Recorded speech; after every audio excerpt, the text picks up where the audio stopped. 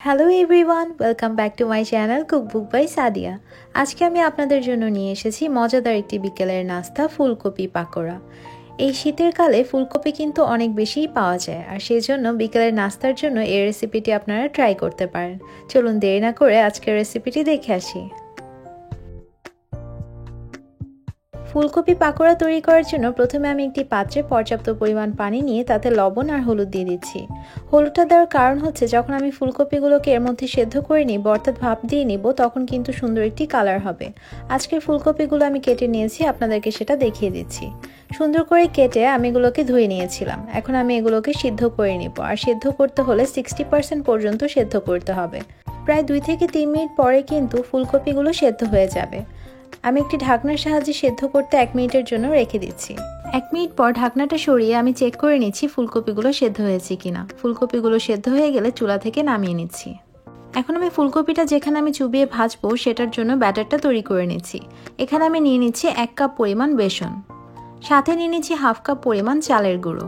চালের গুঁড়োটা ফুলকপিটাকে মচমচে করতে সাহায্য করবে।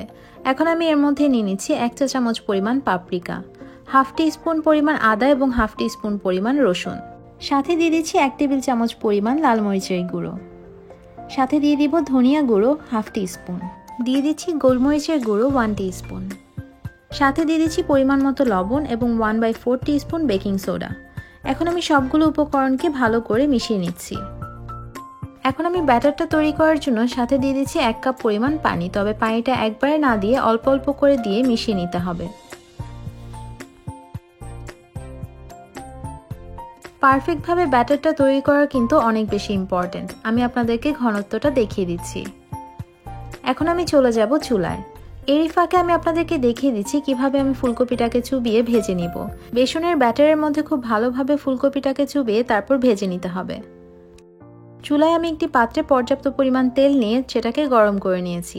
এখন আমি আপনাদেরকে যেরকম দেখালাম ঠিক একইভাবে সবগুলো ফুলকপিকে ভেজে নিব। একটা কথা আপনারা মাথায় রাখবেন, যখন চুলায় কিছু ভাজবেন অর্থাৎ পাকোড়া জাতীয় কিছু ভাজবেন তখন কিন্তু ডুবো তেলে ভাজতে হবে, আর অবশ্যই চুলার আঁচটাকে মিডিয়াম লোতে রাখতে হবে। তাতে করে বাহির থেকেও পাকোড়ার কালারগুলো সুন্দর হবে আর ভেতর থেকেও কিন্তু কাঁচা থাকবে না। এভাবে আমি উল্টে পাল্টে প্রায় 2 মিনিটের মতো ভেজে সবগুলো পাকোড়াকে ভেজে নিচ্ছি। পাকোড়াটা পারফেক্টলি ভাজতে আমার 2 মিনিট সময় লেগেছে। এখন আমি সবগুলো পাকোড়াকে তুলে নিচ্ছি আর তেল ছড়িয়ে নিচ্ছি। চলে যাব পরিবেশনে। তৈরি হয়ে গিয়েছে আমাদের আজকের মজাদার রেসিপি ফুলকপি পাকোড়া। এই পাকোড়াটা কিন্তু শীতকালের জন্য অনেক বেশি উপযুক্ত, অর্থাৎ বিকেলের নাস্তার জন্য আপনাদের আর টেনশন করার কোনো দরকারই নেই।